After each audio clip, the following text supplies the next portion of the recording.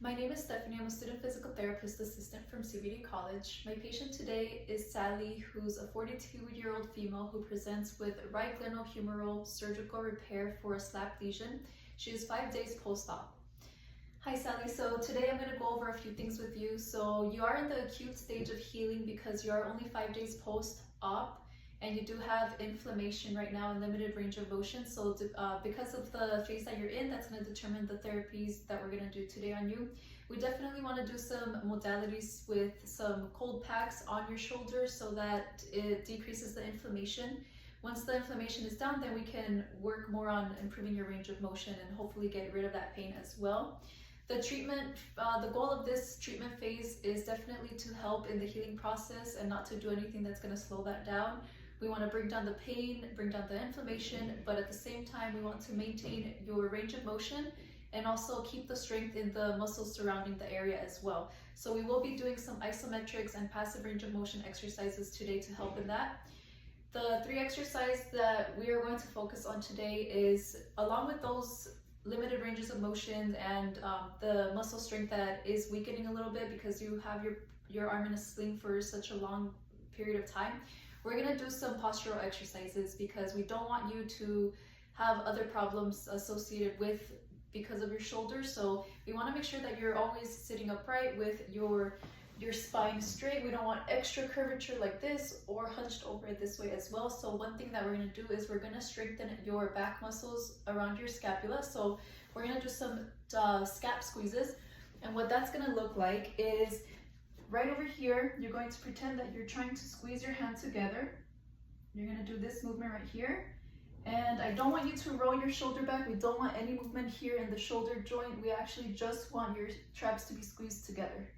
So this movement we're going to do this, hold it for about 6 seconds, let it go, again, and you're going to do 6 to 10 of these 3 times. So if you can only do 6, we'll start with 6 and then we'll slowly progress you to more. So we're going to do it 3 times, and in between each set, we're going to do 1 minute rest. So again, you're going to do it 6 to 10 times, squeeze for about 6 seconds, do this 6 to 10 times, take a break, do it again, take another break, and do it again. So 3 times total.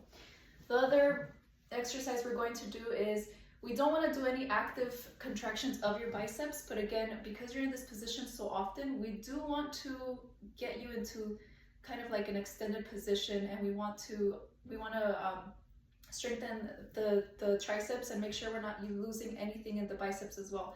So what we're going to do, we're not going to do any active contractions like this. What we're going to do, your arm is already in this position, so once we get you out of the sling, we're actually going to do isometrics on this arm over here, your elbow flexors and extenders. So the first movement we're going to do is you're just going to keep your arm like this.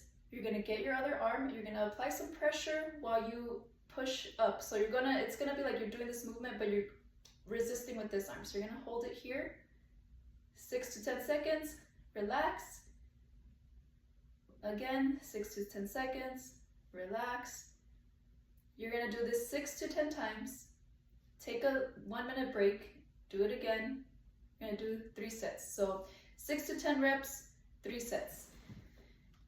And then the other one we're going to do, we also want to work on the extension as well. So we're going to do it backwards. So your arm is already in this position again, but this time you're going to put your arm underneath here, and then you're going to apply the pressure backwards. So you should be feeling this on these muscles back here on your triceps. So the first one's for your biceps, the other one's for your triceps. Again, we want to make sure to keep those muscles strong and not to get them weakened while we're healing that surgical repair up here. The last exercise we're going to do is actually isometrics as well, which is again just holding the tension, but this time we're going to do it for external rotation and internal rotation. So you're already here. What we're going to do is you're going to try to go outward, and you're going to hold here, apply some tension. It's going to look like this. And same thing, 6 to 10 seconds, 6 to 10 seconds, and you're going to do this 6 to 10 times, whatever you feel is more comfortable, and do that 3 times with rest in between. Same thing for internal rotation. You're going to go inward. This time we're pushing out, and then same thing. Okay, so those are the exercises we're gonna do. And since we are doing cryotherapy to bring down the swelling and the pain, we're going to keep doing that. And what we're going to do is, before we start each treatment in the clinic, we're going to take some measurements with our goniometer to see what your ranges of motion are. And then once we're done with the treatment, we'll take those again and we'll keep notating that. And once your range of motion progresses better and the inflammation is down, then we can get you to the next step and do some strength training instead of just working on passive or isometrics. Then we can actually add some movement, some tension as well. But first we have to get rid of that inflammation and that pain, and then we can go on to the next steps.